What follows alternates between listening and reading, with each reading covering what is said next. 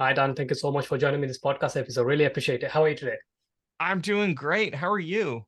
I'm doing great as well, and super excited to have a conversation with you as well on the topic we have in hand. Like for like entrepreneurs, mostly is like how we can have like a balanced life, and also how we can enjoy the process of like building the business or career we have, rather than like the end goal and the end trophy Yes.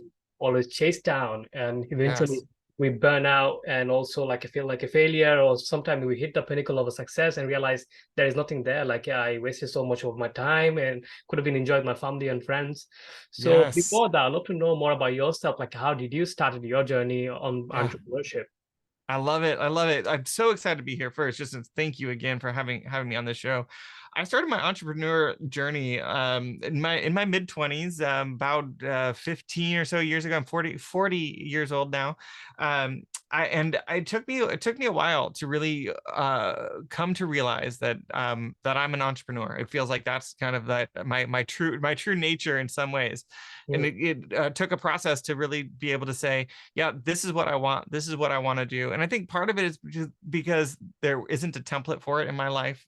I don't know entrepreneurs growing up, and because it's not a set path. It's not something you just go to school for, and then you get your career, you follow the steps, and so much more. You just kind of have to make it up as you go along. And so started my career in ministry, spent 5 years in ministry, and then that was not a good fit in many ways, and really struggled to figure out, okay, so what is next. I loved helping people. I loved, yeah. many parts of that, but didn't know how to kind of bring what I was trying to do in the world and who I was in the world into a different path.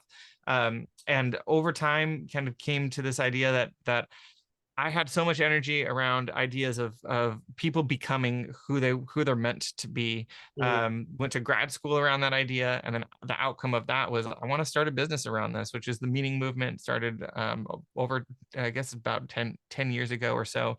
Um, to really start, finding ways to help people, through my entrepreneurial journey find their path, which over time has evolved into helping entrepreneurs build yeah. better businesses they can love for the long haul. There's many kind of twists and turns along the way, but I'm still at it, all these years later. It's something that I'm passionate about, and a message I'm passionate about spreading. Yeah, that's great. And you are like an advocate on that, like how we can have a balanced life as in like an entrepreneur, and also like enjoying the process rather than like the end goal. But as an Yes. entrepreneur, we always like having a big goal, big dream, and also like we keep on chasing at it. Like Yes. without like achieving that, like there is no success. And everyone, all motivational speaker, they talk about like you breathe, you sleep, and everything, like focusing on your goals, and Uh-huh. until then there is no rest, kind of thing. Yes. So and you have like a different kind of point of view, and same with Yeah. me, like I have a different kind of point of view as well. Yeah. So how do you see like why is it important for like we enjoy the process rather than the end goal? I love it. Yeah, this is kind of a product of my own journey, my own pain, of the answer to your question.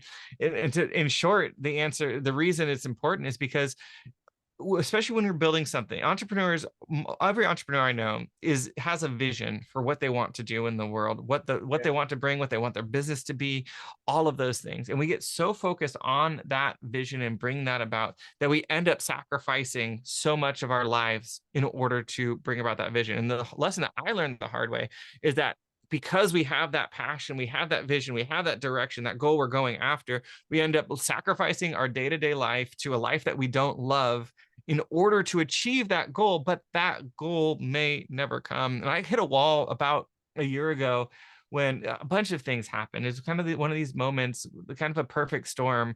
My grandmother passed away, my accountant passed away, a business partnership dissolved, and a major marketing effort for one of my other projects all yeah. kind of crumbled, all within a few months time. And I was just left like asking this question, kind of this wake up moment. I looked up and like the terrain in front of me right now Mm, looks completely different than I thought it would just a couple months ago. And I've been sacrificing so much in order to get to that future that was ahead of me then, but now because of all these other things that have happened, I'm on a completely different path at a completely different place. And so if I can't guarantee that that outcome is going to happen, and you can't ever in Yeah. entrepreneurship at its core is risk taking, and it's managing risk, and it's taking bets, which we can talk a little bit about that. But there is not a guaranteed outcome. And so the only thing that we have control over is right now, and how we live our lives right now. So my message and what I'm passionate about, encouraging entrepreneurs to do, is to think critically about how they define success, not just as the outcome of the end goal that they're chasing, but Mm. for themselves in their lives right here and right now. And it's very easy to define success in metrics, Yeah. financial metrics, because you can measure dollars and cents, right, with numbers. It's much harder to measure happiness, wellness, relationships, all of those other areas of life.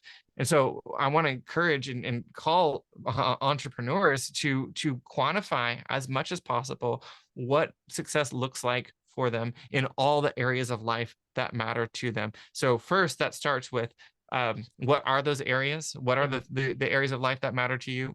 Health and fitness, that has to be one of them.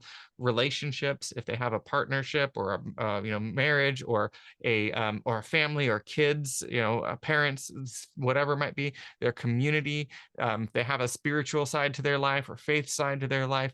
What are those areas of life, and how are they measuring success in them, and fulfillment in them in their day-to-day life, and use that to balance out their pursuit of whatever it is they're pursuing. Because if they're making sacrifices in order to achieve that result, they're going to make some really, really expensive mistakes along the way that you can't recover from. When Yeah. you can't get your health back once it's gone. You can't get your relationships back once they're gone. So I know this is a soapbox. I could probably talk the whole time about it. So I'll stop there. But hopefully that Yeah. gives us a good start into the That would be like the next conversation. question. Like, how do you balance out though? Like, how do we focus on the present moment and like a day-to-day activity rather than the end goal? Do you follow any kind of process on your Yes. life? Such a good question. There's a couple things. I mean, there's some questions that I reflect on myself, that I offer, would love to offer the audience. The first question is, I regularly ask myself, if I had to live the last 90 days on repeat, how Mhm. happy would I be?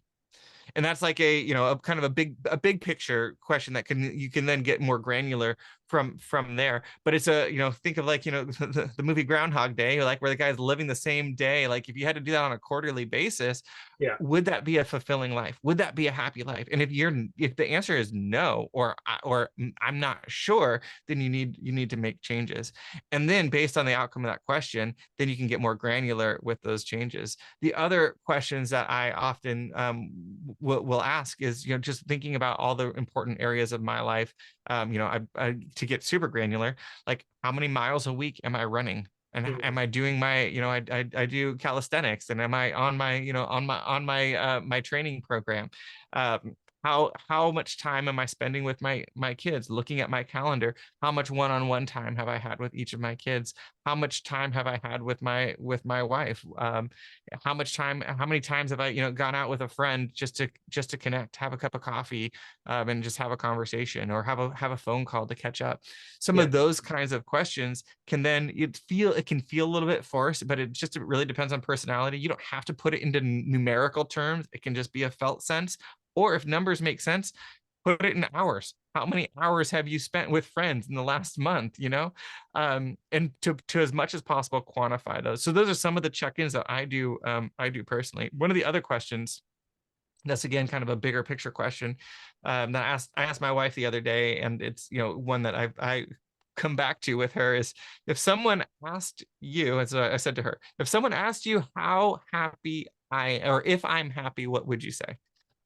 Which she like took a pause for a moment. She's like, I hope no one ever asks me that. Was like Yeah. her first response, which to me was like, okay, that's a problem. Like if she doesn't know that I'm happy, or if I'm happy, then maybe I'm not, and maybe there's some changes Mhm. that need to be made. So those are some ways that you can yeah, kind of do some assessment. I also have a bunch of these in an assessment I'd love to offer to listeners. That's Sure. I call it a burnout risk assessment. You go through, answer a bunch of these kinds of questions, and it'll give you basically a score at the end of it of how liable are you to be to be burnt out. And that's at themeaningmovement.com/start. But that's kind of a few of the questions that I ask around these topics. Yeah, that's great. And how do you balance out like your personal life and business life? That's the most important thing as well. Like a lot of us, if you talk to like a top level CEO and like they're running a multi-million dollar businesses, and they Yeah. sometimes don't have the time for like having a breakfast. Like they Yes. grab something on the way or like a cup of coffee and they on a meeting room or they're in the office Yes. and no Yeah. time for exercise, no time for meal. Their family, I think like they when they come home like when 9, 10 o'clock and everyone probably the kids are sleeping.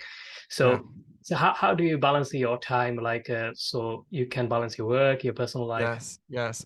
Such a good question.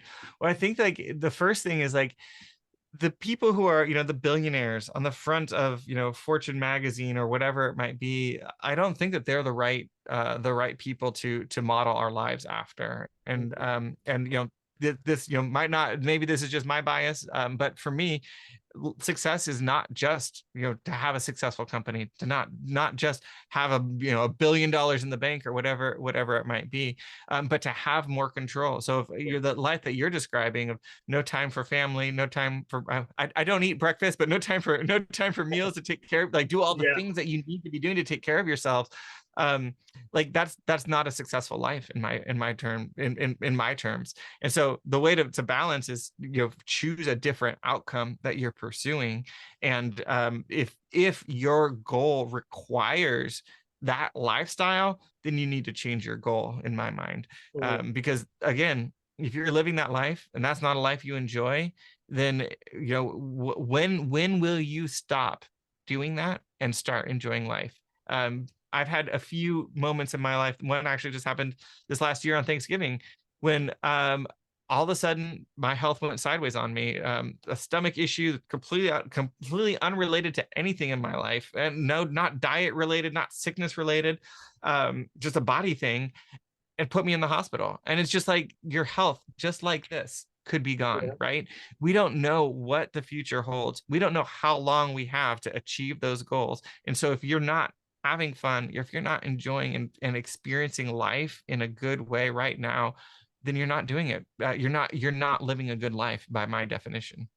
Yeah, so true. Like I can totally relate on that because last 7, 8 months, like I've been going through that. Like I was diagnosed with ulcerative colitis, then loss of infection because of the medication they put me through. They Yeah. put me on a steroid medication for nearly 3 months, and that actually gave me like imbalanced hormones and everything. So I'm got Yes. anxiety, constantly fight or fight modes and everything. Wow. As I'm talking to you right now, I'm feeling my heart palpitation, and I don't want to stop this conversation. I just fighting through my own anxieties. Yes. So yeah, like if I'm not enjoying the every moment I have, like I don't know what my future looks like. Am I gonna Yes. live till like next year Oh, or 5 or 10 yes. years?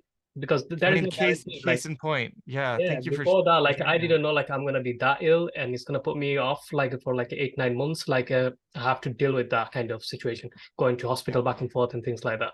So Yes. yeah, like enjoying every single moment. And I learned that from last year. And right now, like I'm going for like a one day at a time. What Yeah. I need to do, focus on that task. Yeah. Results gonna be take care of itself. Like obviously, I do have goals. I have my Yep. yearly goals and everything. So that gives me direction where I'm heading to. So it's not like Yes. my destination to like I'll be happy when Yes. I achieve that. So it's just making Yes. me on a putting a destination on your sat nav so it can direct you like where you want to heading to. But I'm enjoying my while I'm driving. I'm just enjoying my views. I'm enjoying Yes. my stops and everything. So yeah. Oh, I love that, and that's one thing that I often talk to people about is that our goals shouldn't be a destination on a map, but it Mhm. is, like you said, like it's like it's a direction on a compass. And Yeah. what that does for us is two things. One is like it should always be we should always be resetting it, right? Like Yeah. so you shouldn't have that moment like you talked about kind of at the top of that show of like you arrived and it feels empty. The reason you would arrive and feel empty is because you haven't thought about what's next after it. But if Yeah. you're always always kind of setting that goal, of where you're going next, that keeps that experience from happening, because you always have more vision for life. And also, like you're saying, you're recognizing that it's not just about getting to that goal, but about the journey along the way, and the experience along the way, which is, I mean, that's life is happening right now, not when you get to that mark up ahead. Yeah, no one knows like what future holds. Could be like is bright, and you could not think Yeah. about like probably wherever a goal is set, probably 10 times better than that. Or like it Yes. could be like so worse you never thought about it and you have to deal Yes. with that. So there is no Yes. point of like constantly thinking about that situation. And I'm often guilty about that. Like I used to do that a lot, but since I'm gone ill and I realizing that try to stay on the focus, like I can't think about future like tomorrow, what am I planning tomorrow? I can Yes. planning it and I'm not thinking constantly like what's gonna be there like tomorrow, because I don't know Yes. how that day is gonna be pan out. Am I gonna be 100%. am I gonna be 100% focusing true. better on myself? Am I gonna be feel ill, or like I have to lay down on my bed all day? So I don't know Yes. how, like, but I'm planning. Like I'm probably gonna go to shopping, probably gonna go Yep. outside, do Yep. things, but I'm flexible. Like my health probably not gonna make me do that. So I'm Yes. okay with it, like being home. I'm okay Yes. to get that. So yeah, Dan, it's pleasure to having a conversation with you on that such as touches a subject. So Yes. we're going to end this podcast. If anyone wants to learn more about yourself and your business, where is the best place to find you? Yeah, well, I have that assessment, the burnout risk assessment, at themeaningmovement.com/start. The Meaning Movement is my site. I have a podcast called The Meaning Movement. It's on a little bit of hiatus right now, but we're planning on bringing it back at some point. Those are great places. I also write about these things regularly on LinkedIn. So you can just find me, Dan Cumberland, on LinkedIn, all about burnout and your vision for life, and kind of give these regular wake up calls to what really matters, and help trying to help entrepreneurs stay focused on building businesses that we love for the long haul. Yeah, that's great. Thank you so much for sharing. So I wish you best of luck with your business and the career you have. And yeah, thanks for coming today. Thank you so much. Really great having just being on the show. Really appreciate the opportunity. You're most welcome. Yeah. So that's a wrap, guys. Thank you so much for listening to this podcast episode. I hope you got some value from me, enjoyed our conversation. So if you want to reach out to Dan, visit his website, or you can find him on social media platform as well. Until then, I'll talk to you in the next episode. Take care.